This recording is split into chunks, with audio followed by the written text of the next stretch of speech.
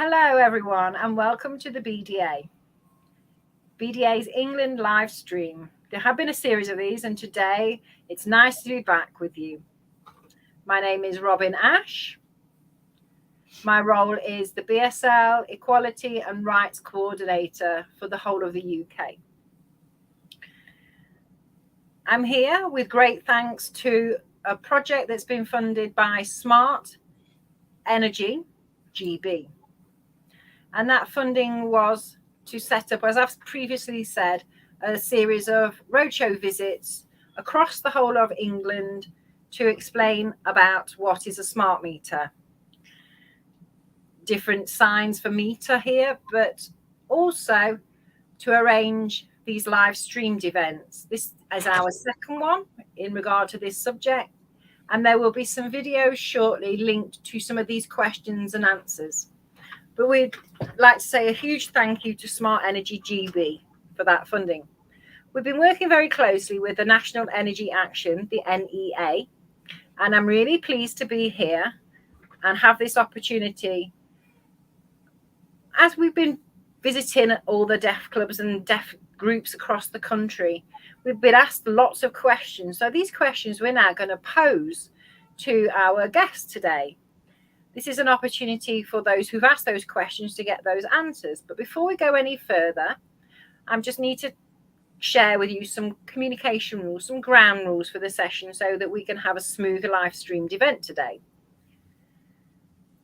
Throughout today's live stream session, you may be watching the discussion and all of a sudden the Wi-Fi goes, or the screen goes blank, and it depends on where you are. So apologies in advance if you're not able to continue to follow it. Please don't worry, because behind the scenes, we will try our best to get it back straight away. Or if we do get a complete outage, then we will have a message come up on the screen. So this live stream will be streamed live now, and also will be recorded on the BDA Facebook and shown later. So if you've missed today's session, you can watch it later. The information that we're going to share today, part of this live stream is Wednesday, the 9th of November, 2022. And the information that we're sharing with you today is correct as of from today's date. As you know, information changes and quite quickly. So if you say, well, this information you've told us, but it could change in the future. As you're watching it, there may be some fuzziness in the picture, or it may be taking time to load. It might be your own home Wi-Fi or internet connection strength. So don't worry, you can always go back to it and look at it again. If there are issues, please do contact the BDA. The subject we're talking about today is smart meters. So it means that all these questions should be relevant to smart meters. Any discussions, any questions that are off the point, who want to talk about something else that's going on in the country, we are not going to respond to them. We will be only talking about smart meters, and we will only look at the questions that are relevant to smart meters and energy. Any questions that are off point will not be responded to today. Through the road shows that I've been delivering, it's been an opportunity to meet people, but I've got a great special guest from National Energy Action who I'm going to ask questions to. We welcome you asking questions. Please do type your questions in Facebook, and they will pop up for me to ask those questions for you. If you're not happy about typing your question and would prefer to use BSL, you can do that in BSL. But through the technology, we haven't got those skills as yet to watch those videos. But I will go back to them and respond to you in BSL after the event. So just make sure, please, any questions are relevant to today's discussion. Please do not make any negative comments, name organizations or other people. If they are shown, they will have to be deleted, or if they're critical of anything. I know people are concerned and worried and don't have the access to information, especially about the current energy crisis and smart meters. We know it's important, but please do not criticize NEA or the BDA because those comments will be removed. We may not be able to answer all your comments in the time available, but we will respond to those individually afterwards, or you can contact the BDA for a response. So now it's time to introduce our special guest. Unfortunately, the person who was supposed to be joining us, Molly, is unable to make it, but her colleague has come in her stead, which is great to hear. So we're going to ask, and I'd like you to ask in joining me to welcome Heather. Give Heather a warm welcome to our session today. Hello, everybody. And also, we need our sign language interpreter. I'd like to introduce the sign language interpreter for today, Lisa Brailsford.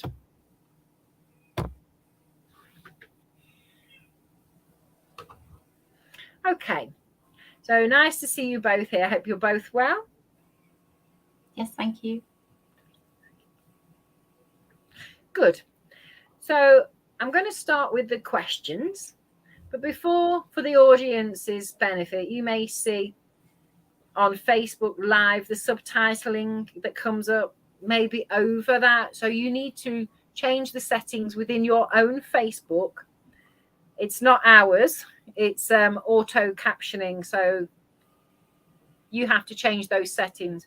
Any problems, please do contact the BDA. So we're ready. We've got plenty of questions to ask you, Heather, from the deaf community.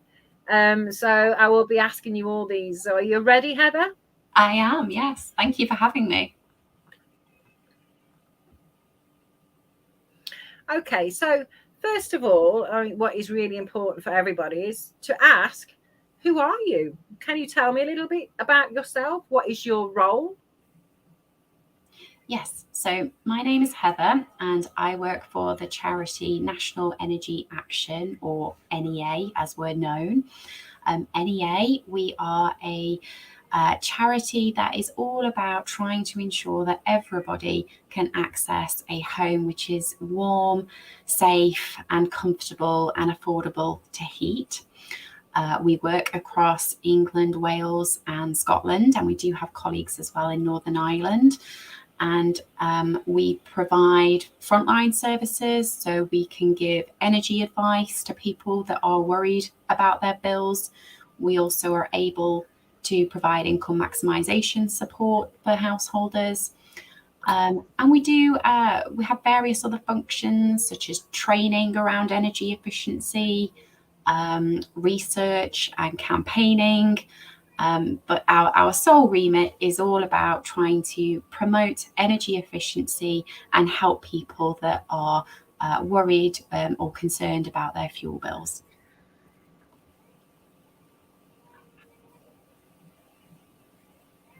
I mean, it's really lovely to have you with us today, Heather. And it's really been lovely to work with National Energy Action over these few months. So it's been really lovely. Thank you very much. We've had such a very good working relationship, and I'm looking forward to this continuing in the future. So talking about smart meters now, we have some questions to pose. Some have already been answered previously, but people have asked me these questions, so I'm going to pose these to you now. So a question from, Robin's frozen at the moment, sorry. Why should I have a smart meter? Why? Well, there are lots of benefits to having a smart meter. Do you think it's helpful? Should I just explain what smart meters are, or has that already been covered? It has been covered, but you can reinforce that if you would like, Heather. Well, just very briefly then, so smart meters, they are the new generation of gas and electricity meters, which are currently being fitted across the country at no extra cost. So your energy supplier would be the person responsible for fitting your smart meter.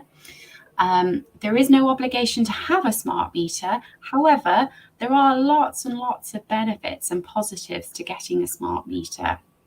So some of those might be around giving you far greater control and understanding over what energy is being consumed in your home, because with a smart meter you also get a portable device that's called an in-home display. Sometimes that's abbreviated to IHD, but IHD means in-home display. And that device is great because it's portable, you can move it around the home, and what it tells you is how much energy is being used in your property, and it tells you that in pounds and in pence. So when you're thinking about budgeting, it's really useful to be able to understand from your in-home display what you're spending. It's also a great tool for identifying what appliances might be using more energy in the property, because it's very visual. You can see from the display when something is switched on and is consuming energy, the display will move and there'll be a dial that indicates that your consumption has gone up. Also, the great thing about smart meters is that they read and monitor energy in the same way that your traditional meters do. But what is different with a smart meter is that it provides automated meter readings back to your energy supplier. So that means that you no longer have to do that. So it kind of takes the hassle and the worry out of making those meter readings yourself. It means that your energy supplier knows accurately how much you have spent, and in turn, that then translates into an accurate energy bill. So you will be billed based off the readings from your smart meter on what energy you have used. So it gives you that real comfort in that you're being accurately billed, you know what you're spending, and I think particularly, we may come on to this later, but particularly if you have a prepayment meter, so if you pay for your energy in advance, as you're using it, they are very useful because smart prepayment meters have much more flexibility. You don't have to go into a shop to top up your meter. You can do it over the phone or using an app. So real benefits there, I think, for everybody. I hope that gives a bit of a summary. Thank you for that, Heather. That was a really clear explanation. I think a lot of questions, when I look at the list, a lot have asked, now I have a smart meter and the bills are now accurate. That's correct. Yes. Does that mean I pay more for my energy, my electricity or gas? Does that mean I pay more now I have a smart meter? If I can't afford it, will I get cut off? So no, it won't mean that you pay more if you have a smart meter. But what potentially could happen is, prior to you having a smart meter, if your bills have all been based on estimated readings, it may mean that when you receive a bill after having your smart meter fitted, which is now based on accurate readings, it might be that there's a bit of catching up, I suppose, to do in your payments. Your previous bills may have been estimated and therefore incorrect. So you might find that you do get a slightly higher bill, but that is because it's taking into account what you've used and it is accurate. And then, sorry. So if I couldn't afford this increase, will I get cut off? So there are protections in place to prevent that from happening, particularly if you or somebody in your household potentially has a vulnerability, like a health condition, or if you have somebody that is under the age of 5, a young child. There are protections in place to mitigate that from happening. What we would always recommend is, if you are struggling to afford your energy bill, talk to your supplier as soon as you can, because they have requirements to to put things in place to help you. So talk to your supplier if you are struggling and you're concerned about meeting your bills.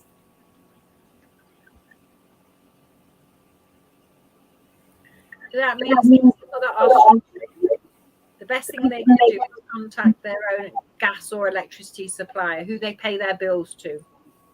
Yes, and you'll find the contact information for your supplier on your latest bill.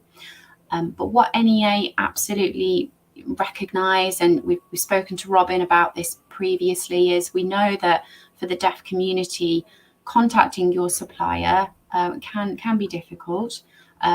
We very much encourage suppliers to offer multiple ways and channels that people can reach and engage with them.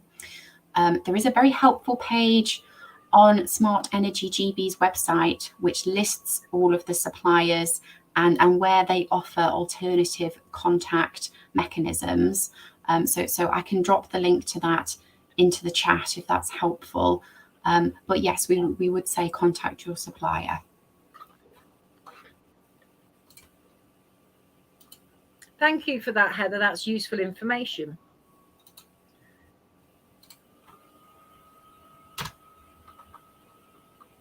People have asked,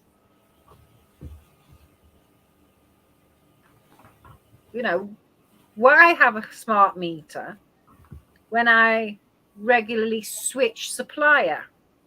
In the past, people used to regularly switch supplier to get a better tariff, a better rate, a better deal. But, all these smart meters are different. The IHDs are different from supplier to supplier. So what is the point? So obviously at the moment, because of the current energy crisis, switching is far less prevalent because there is less competition in the market. With a smart meter, though, switching is far more straightforward. And with the advent of the second generation smart meters, or you may hear this referred to as SMETS 2 meters, it's much easier to switch supplier. It's a smoother process, quicker as well. And if you have a second generation meter, that will automatically then communicate with other suppliers as you switch.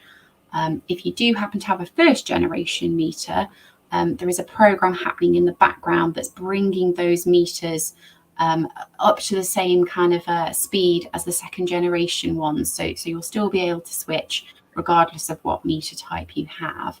I think Robin's point is sort of referring to the IHD here. So when you switch supplier, it's very important to keep hold of your in-home display, because that should function with the new supplier as well. So don't get rid of it. Very important to hold on to your in-home display, and we would expect that to function and be able to give you the same information even after you've switched.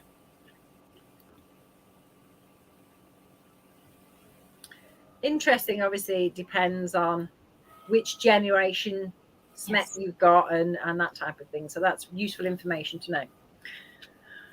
So linked to somebody saying they want a smart meter and they want to ask their supplier for one, but there have been lots of incidences where deaf people have said, yes, I want a smart meter, I would love to have one, but when I've asked, I can't have one.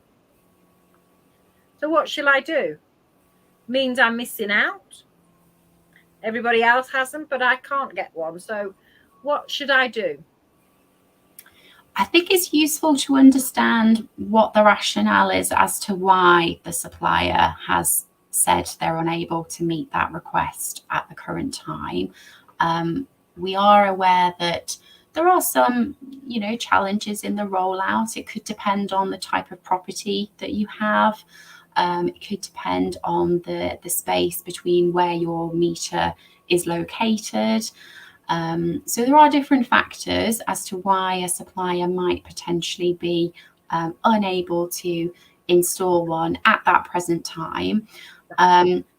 In an ideal solution, the supplier would have a waiting list so that you could be added to that, so that when they are able to install in your area, they know that you would like one and they can come back to you.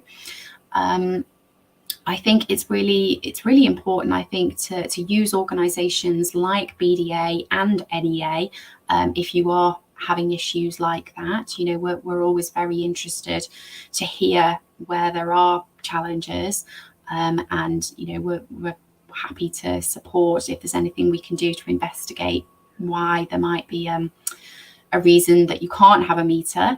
But the technology is evolving. We know that there's solutions coming to the market to address some of the signalling challenges, for example. We should see more of that coming through next summer. So I think I think it's great if you want one and you let your supplier know. If they are unable to fulfill that request at the present time, keep asking, because we would hope that they could meet that request in the near future.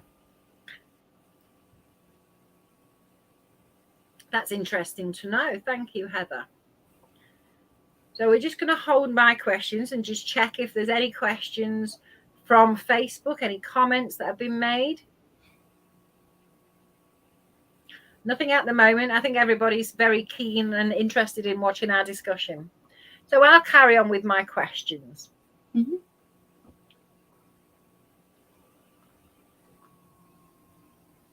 Those people that said they're keen to have a smart meter and have their, you know, meters changed and have an in-home display. But for a lot of people, they say, well, where do I actually start? Who do I ask? And what is the process? It's very confusing because people are, you know, not clear about that. You know, people obviously have now heard of smart energy or NEA. But so if somebody wants one, if somebody wants one installed in their home, what do they do? So first steps we would always say is to ask your supplier. So if you're not sure who your supplier is, have a look at the bill, because their contact information should be on there. And we would say contact your supplier, let them know that you would like a smart meter. And what typically happens is the person you speak to would ask for some information, such as, where is the meter in your property? Is it accessible? Will our installer be able to get to it? So they'll gather some basic information, and then look to book an appointment slot with you.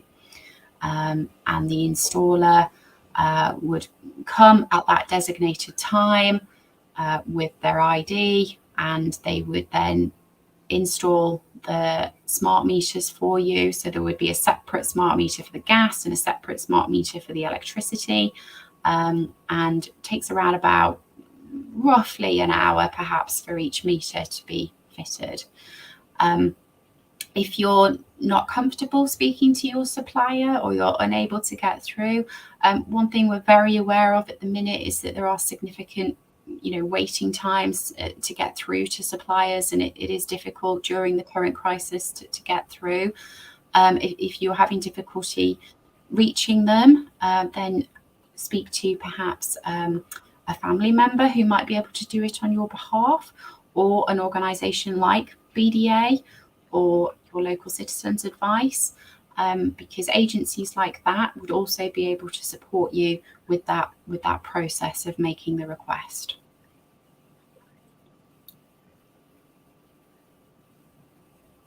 Thank you for that, Heather. The next question.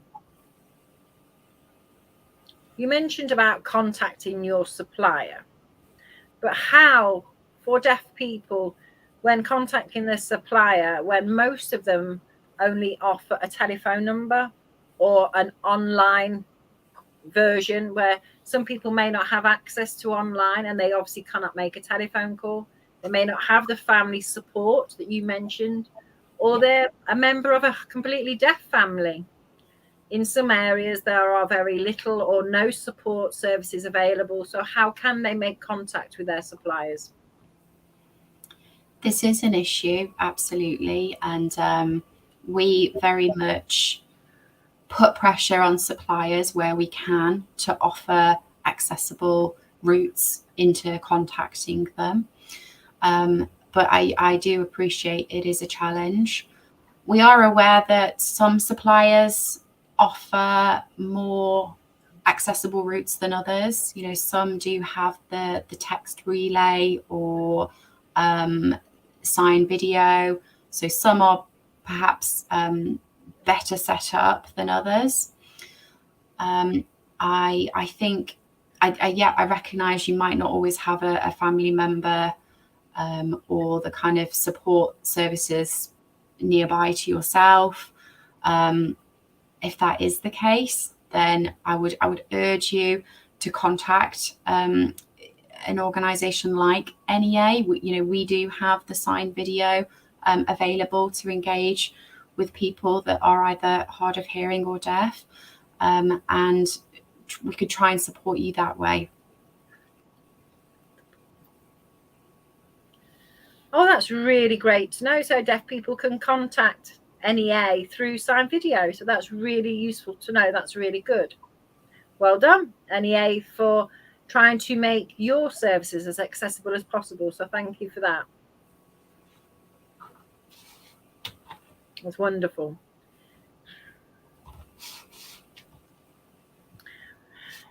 Some questions have been about when I move to a new property. You know, it might be a brand new house with a, new meter, but there is no display in that house. There is a smart meter, but there's no in-home display. What do you do then? Yes, this is an issue that we've talked about. And so there's a couple of things here to note.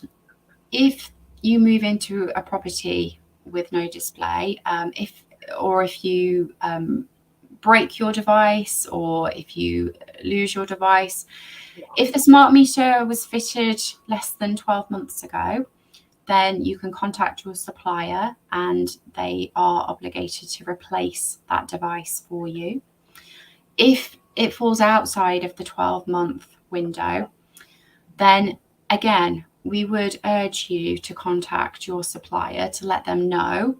And at the moment, we are being told that some suppliers are able to offer replacement devices. This is an issue that's very much being looked at by the smart meter team at the Department for Business, Energy and Industrial Strategy at the moment. We've been actively feeding in to try and encourage suppliers to have a kind of broader response in addressing where people are missing IHDs, because as we've already said, the IHD is so crucial because it really gives you that information and understanding, and without that, I think it's difficult to get all of the benefits of having a smart meter. So the IHD is really crucial. So yes, we would urge you to contact your supplier. I think another couple of things, it might be worth us touching here on the accessible in-home display, Robin. For people that might not be aware, there is also an accessible version of an in-home display that's available. Now, this is been designed specifically for people that have additional needs. And they might be, for example, if you have a visual impairment, or if you have dexterity issues or mobility issues, this device might be really beneficial for you. So if you fall into that category and you don't have a regular IHD, then that is a request you could make of your supplier, that you would benefit from an accessible in-home display, and hopefully then that would meet that requirement. Oh, that's interesting to know. Thank you for sharing that. I just want to check if there are any questions from the stream. Not at the moment, so no questions. But the deaf community, the way they contact, services can vary. I mean, somebody has texted me, so bear with me. I've got a question linked to smart meters that's come through via text. Okay. Bear with me. So I'm going to sign the question for everybody's benefit. So I've been asked,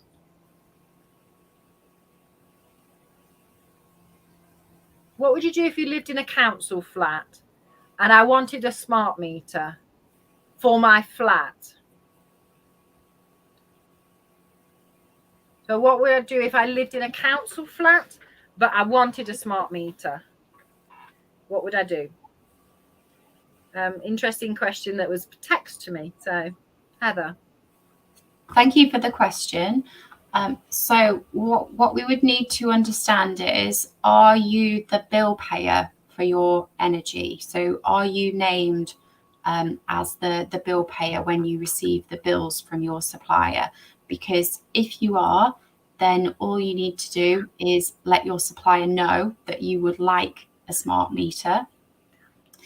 If you're not the bill payer and perhaps the council pays, is named as the bill payer for your energy bills, then you would need their permission first before you asked for a smart meter. So that is important. So that's a good question. If you're the bill payer, then you can request the smart meter.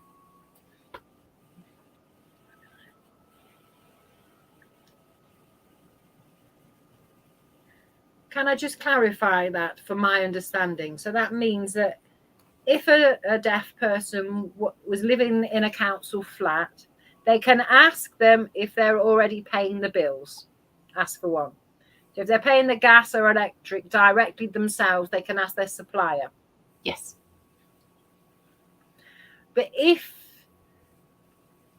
it's included in their rent, if you like, their monthly payment to a landlord, for example, their gas, electricity, water and everything, then they have to ask that person. Yes. And we would very much hope that the landlord would be in agreement. Yeah. Because there's lots of benefits for the landlord if their tenant has a smart meter, because obviously the tenant would know what their bills are because through the in-home display, so they would be able to correctly budget for their bills, which then in turn would mean that potentially they wouldn't get into issues of debt or perhaps even rent arrears. So there's benefits from both sides there. Thank you for that, Heather. The person has text. I hope that's answered your question. If you're not sure, if you want any more, please contact me again or make a comment on Facebook. Thank you. So now we've talked about smart meters, but a lot of questions have come up, which I've already fed back to National Energy Action, is the concerns about the current energy crisis and the current energy climate at the moment. I hope you don't mind me asking a few questions linked to this, because there's a lot of confusion within the deaf community about this. A lot of deaf people have asked, why are we in an energy crisis? Why are we having to pay more for our fuel?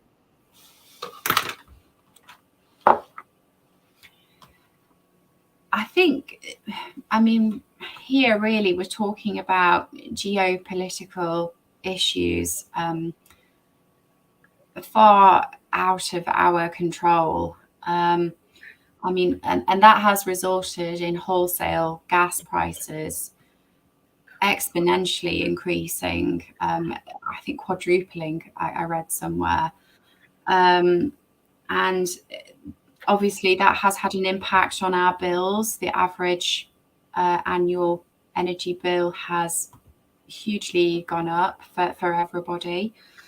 And it's a very, very worrying and challenging time, but I think it's sort of issues, those wider, bigger geopolitical issues that are having this sort of impact. And I guess also, thinking about other factors, as a nation, our properties, the fabric of our homes, we do have a lot of housing stock that is very energy inefficient, and we have old inefficient heating systems and appliances. So it's lots of factors, I think, that are obviously contributing to the crisis.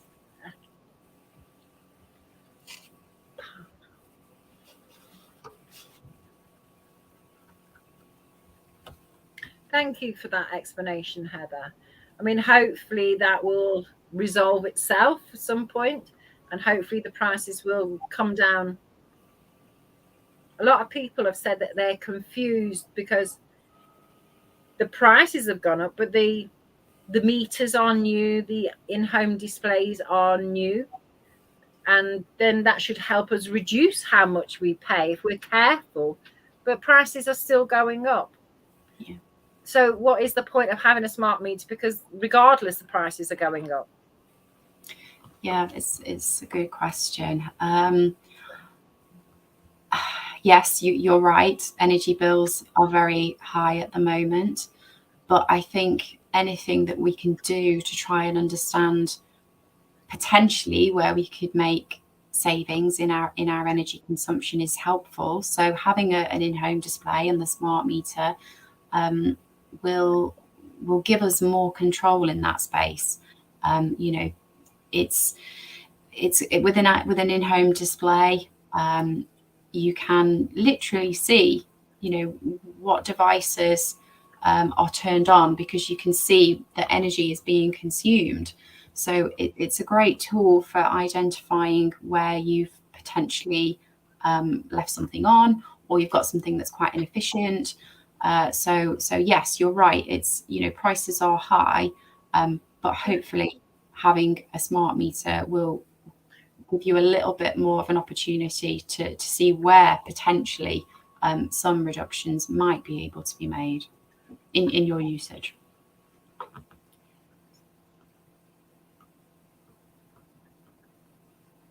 Thank you for that. I've been asked about renewable energy, wind, solar, the solar panels that people are having, and obviously water, and how that makes more electricity for us. And that, because we're making more electricity, surely that should be cheaper because we're generating our own, but then it's still going up. Yeah, domestic renewable technology is something that NEA very supportive of. I think cost is a factor. Some of these technologies are still very expensive, and I think it's for people that do have those technologies, it's really understanding how to use them and making sure that the installer explains them correctly to the householder. Hopefully we will see more of those renewable and smart technologies coming into the market, year on year, because you're right, they do play a significant part in helping us achieve the net zero ambitions that the government has. So I think it's a big topic, a big agenda, the decarbonisation of our energy framework. And smart meters play a role in this. Smart meters are going to help make the grid far more efficient, the streamline systems for suppliers. So they play a role in achieving this net zero and pushing us towards being a greener energy economy too.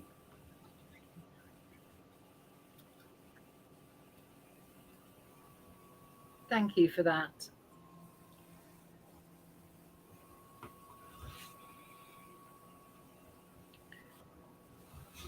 I mean, obviously, people are saying the bills are going up, but the government support is confusing, and it seems to be different in different places. And people don't know what is necessarily theirs and what will fall under their area. So what is exactly available out there to help people manage with their bills? You're right. I think that there is a lot. What is good is there is a lot of support out there, but it is confusing, and I think it's our role and the role of BDA to try and help clarify and raise awareness of what's available. The support that we do have, I don't think will solve people's problems. I think we need greater level of support from government, but we do have a package. You're right, there is different support available in England as opposed to say Wales or Scotland. I will only just talk about support in England, if that's okay. But what I will do is I'll put a link in the chat to a document, a guide that's been recently produced by NEA and Smart Energy GB that does list out all of the different types of support by nation. So I will link that in the chat for you. But in terms of what is available, so you may have heard reference to things like the energy price guarantee. So this is a government policy that was introduced in September this year, which will limit the price that suppliers can charge for each unit of electricity. It's a new scheme.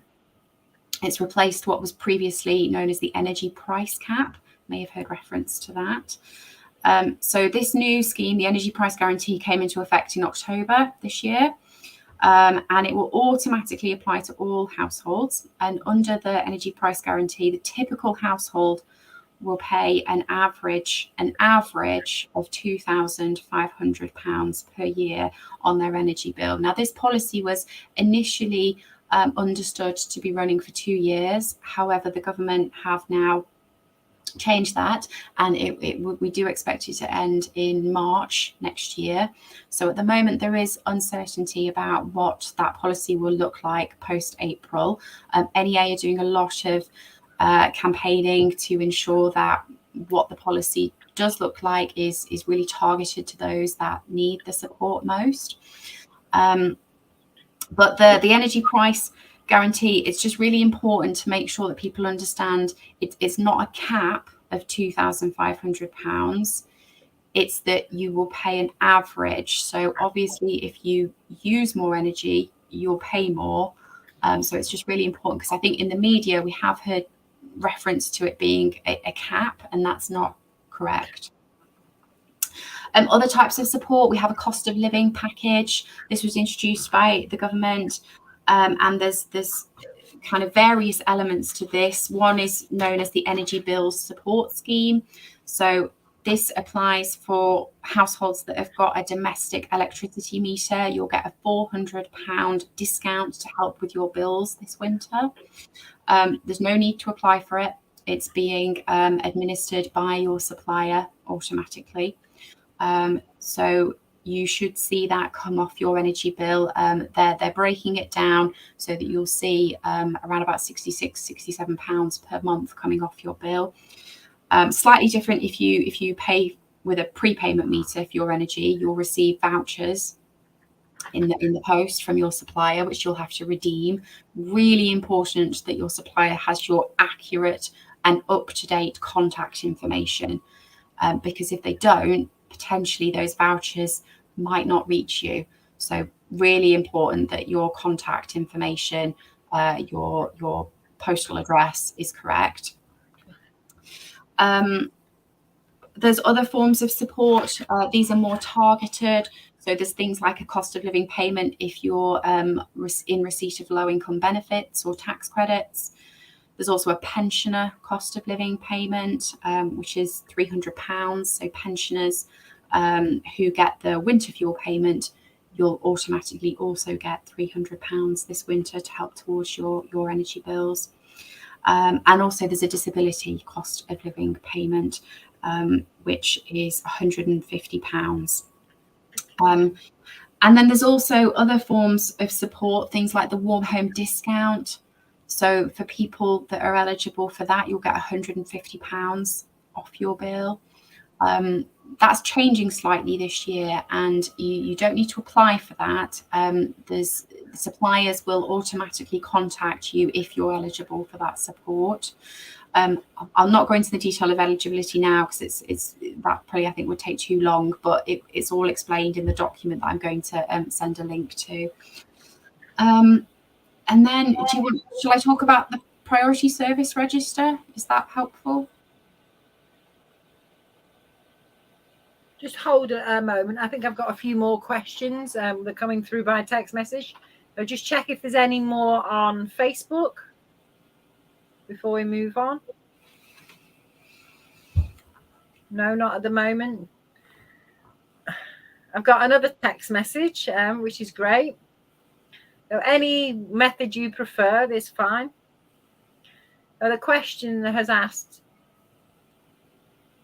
if deaf people are worried about their bills and they can't manage, and they're obviously really worrying about this and they don't know what to do, is there any safe tips to help them manage their energy use and for them to keep warm? I think it's a good question. So general energy tips, I think is what we're referring to. Is that right? Safety tips. Oh, safety tip. Apologies. Right.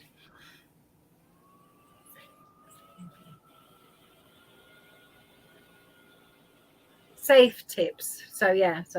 It might be, yeah. What safety tips or saving and savings, maybe how they manage their bills and how they keep their houses warm this winter. Okay. Well, safety first is obviously a big concern. You know, we are very much aware that for people that are struggling this winter, there is a danger that people will resort to unsafe heating practices. You know, examples being using candles, for example, instead of lighting, and using fan heaters under duvets to warm beds, things like that. Really, really very unsafe. Obviously, you know, people have different coping strategies, and for people that are really very concerned and unable to afford their bills, that's when we do see examples of this. You know, we would say always try and be safe. So try and avoid hazards like that. I think what the fire brigade are really good at tips for kind of safe practices in the home, and they have some great advice on their website. In terms of general energy efficiency tips, you know, there's lots of things that we can do that are low cost or no cost. So, for example, making sure that you've got, you know, draft proofing around your doors, around your letterboxes, things like secondary glazing. You can buy kits to fit that. Putting lids on pans when cooking, looking at alternative cooking methods, so things like slow cookers, for example. We know that can be a more efficient means of heating rather than of cooking rather than turning your oven on. Microwaves as well. So there's lots of different things we can do that are low cost. LED light bulbs. Also, there's a great campaign going on at the minute, which is being run by Nesta, which is the money saving boiler campaign.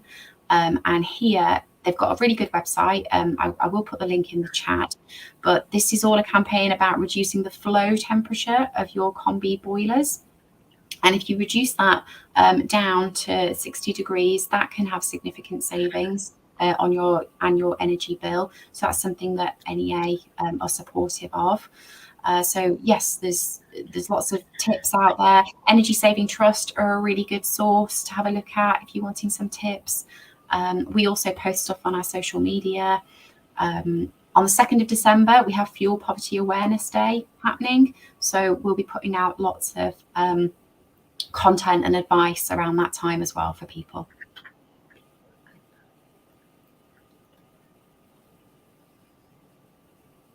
So I encourage anybody to, if you like the NEA page, then you can get access to that information, that those money saving tips as well.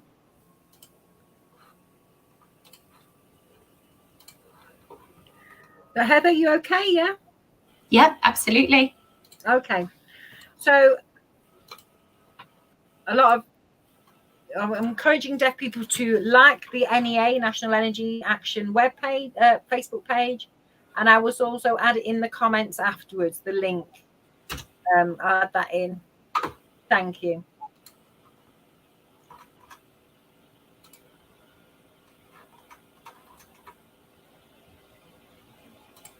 For deaf people, will there be information and resources in BSL, which is their preferred method of accessing information?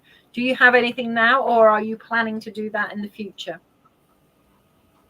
Yeah, we do have some resources on our page, but I think the best place to direct people to is Smart Energy GB's website. They have some fantastic BSL videos, accessible PDFs. They've got some really good resources on there, which are BSL friendly.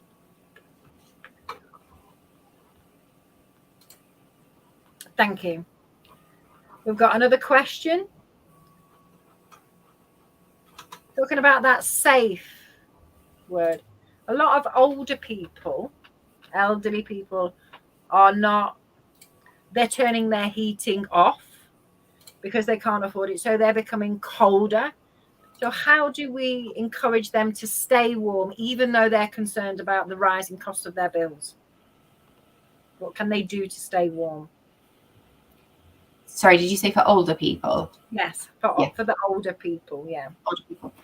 Really particularly important for older people, because we know that for older people, the risk of illness, cold-related illness, or tripping or falling, that greatly increases if you are cold. So it's very important for older people to keep warm in their home. Absolutely. I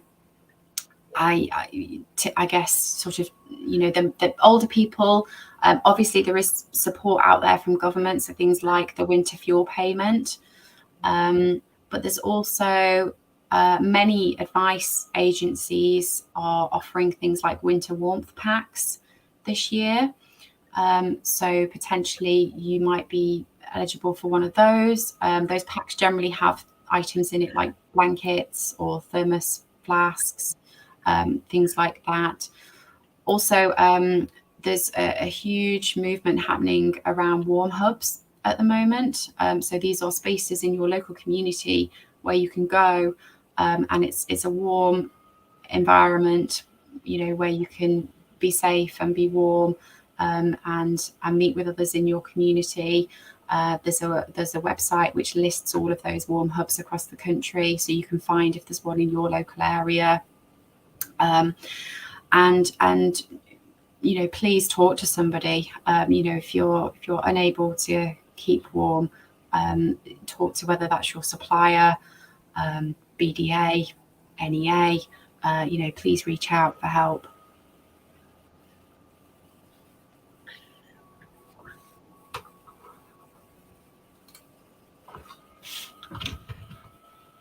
So the message is keep warm and do not turn your heating off. Yeah, I think that's the message to everybody, really. So we're getting close to the end of our session. A couple more questions. I mean, thank you everyone for all these questions and for the questions coming by text message. Someone mentioned how the smart meter helped them consider the costs of what they were using.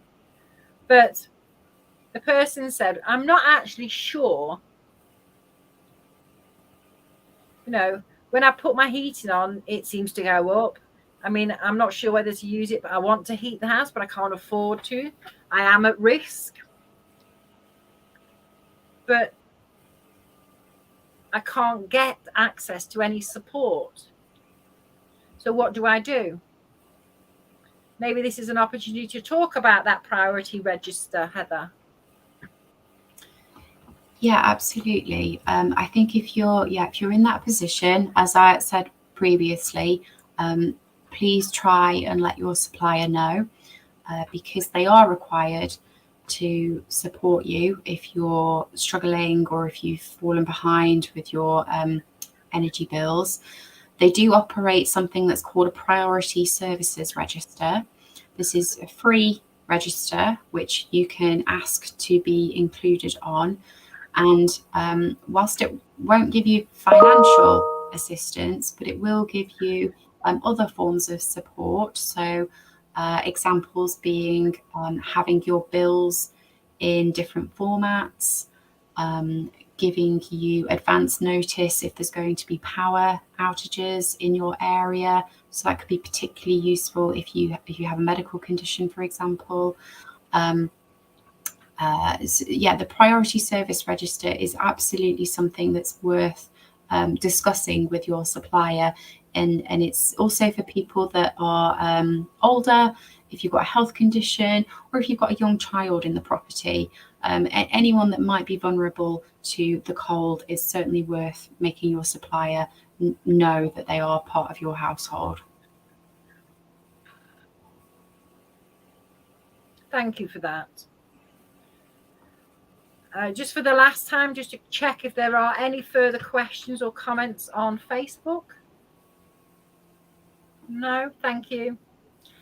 So there's no more questions. So one very, very last question for you, Heather, before we close for today. And it's an important question, which is quite relevant, I think.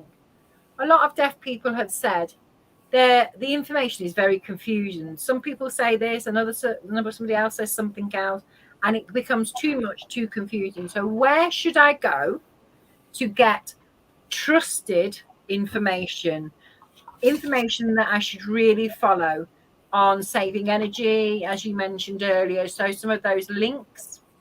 So which would be the most trusted source of information? So gov.uk have pages on their website specifically about energy efficiency and energy advice. So that's a real trusted form of support out there. And the other places I would suggest is Smart Energy GB, if you've got specific queries about smart meters. Our website, National Energy Action, we regularly, we're pretty much updating that every day at the moment with what support is available. We do keep that up to date. And for sort of general tips, Energy Saving Trust, I would recommend.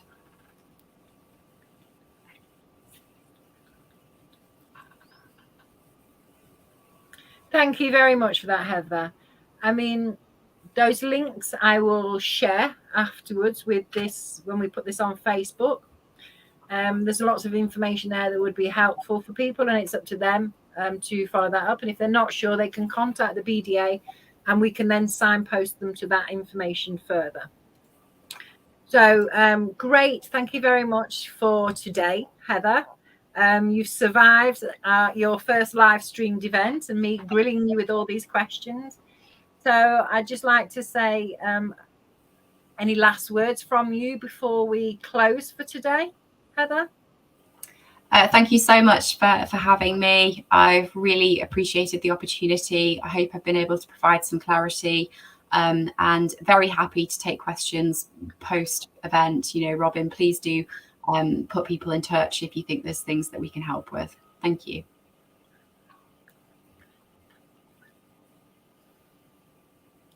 So lastly, I'd just like to take this opportunity to thank Heather for your time today and being, you know, open to answering all these questions. And thank you to Lisa for interpreting this session throughout today's live streamed event. And thank you to Peter, one of our colleagues who's working very hard in the background to make sure that this live stream session runs smoothly.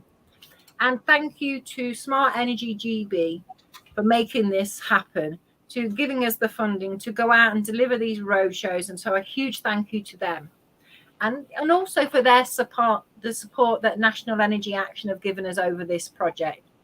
The deaf community, please don't keep this to yourself. If you have any concerns, if you've got any concerns with your electric suppliers or support, or you're keen on having a smart meter, please see this information. There are a few more visits that I'm doing in the last few weeks until the beginning of December. So pop along and have an opportunity to watch us in action.